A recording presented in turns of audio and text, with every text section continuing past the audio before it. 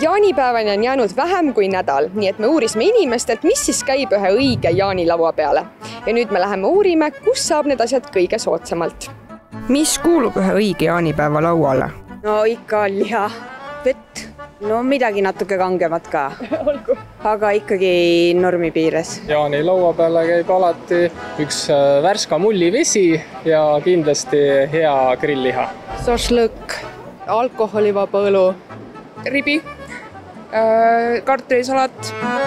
Üks asi, mida inimesed kindlalt välja tõid, on kartulisalat, ehk siis me jõudsimegi siia Rimisse ja vaatame, vabandust, milline kartulisalat meile kõige rohkem sobib. Muidugi inimesed võtavad alati soodushinnaga 1 kilo kartulisingisalat. Ma arvan, et sellest jätkub paarile inimesele ikka, nii et võtame selle siit Rimist kohe kaasa.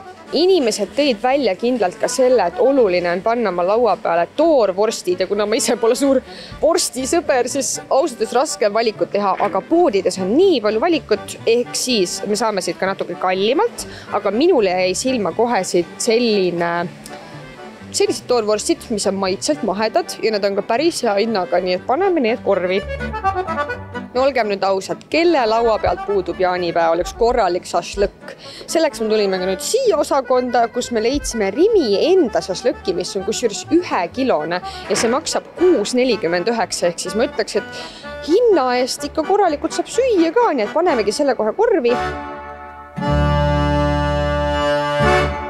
Ühele õigele jaanilauale käib muidugi ka värskavesi, seda ütles meile üks tore mees, kes ütles, et see on kõige vajalikum asi peaaegu jaanilaual, nii et siit me leidsimegi ühe värska 1,5 liitrise vee, mis maksab 1,55, nii et parem oleks, et hommik sellega kergem oleks.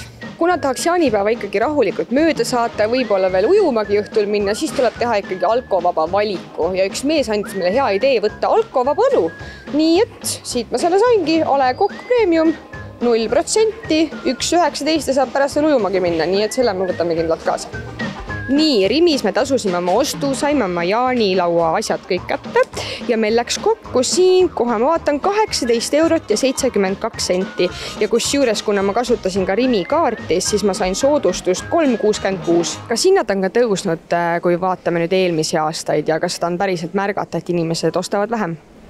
No teatav hinnatõus tulenevat inflatsioonist on alati, selle vastu kuidagi ei saa. Nendes grill- ja hooajatoodetesse hetkel ei ole, kindlasti suve teises pooles sinna lisandub käibemaksutõus. No ise tehakse kindlasti, see on kõige soodsam viis, seda näeb rohkem kui oli varasemalt. Kui rääkida müügist, siis selle aasta selline kevade lõpp ja siin praegu suve algus on olnud oluliselt kehvema ilmaga kui möödunud aastal ja üllataval kombel on sellele tegelikult toidukaubanduses väga suur mõju, et nii kui vihme sajab ja päike ei paista, siis jäätised ja joogid jäävad poodi. Et päriselt teada saada, kas Rimis meil läks siis hästi või saime me nende rahadega ikkagi üle, tulime me Krossi poodi ja alustame kohe esimesest alkovaba õlust, mis siin on siis 1,14. Igatahes ma shoppan siin ära, üritan leida täpselt samasugused asjad või vähemalt sarnased asjad ja vaatame, palju see ostukorv siin Krossi poes maksab. Võtame me ka Krossist nende enda šašlõki ja kusjuures siin ongi seašašlõkk seakaela karbonaadist 1 kilo, nii et paneme selle korvi.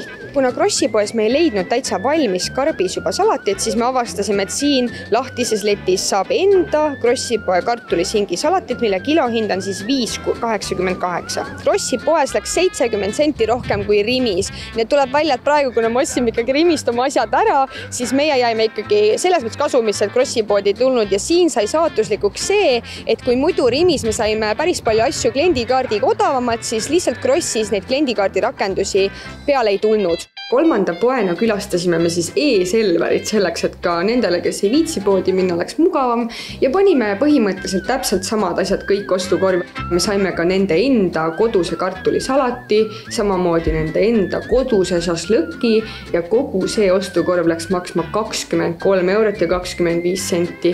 Tuleb välja, et kui mina ostsin oma asjad Rimist, siis sealt ma need ka kõige odavamalt sain. Nii et tõesti, inimesed, kui te hakkate jaanipäevaks oma asju ostma, mõelge enne läbi, kus saaks need asjad kõige soodsamalt.